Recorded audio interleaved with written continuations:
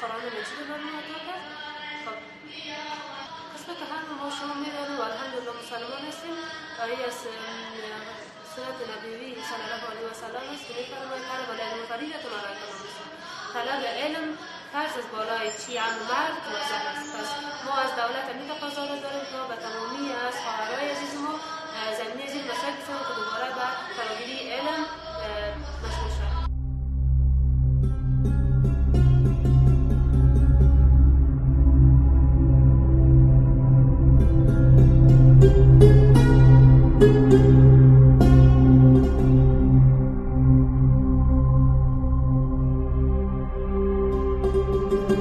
Thank you.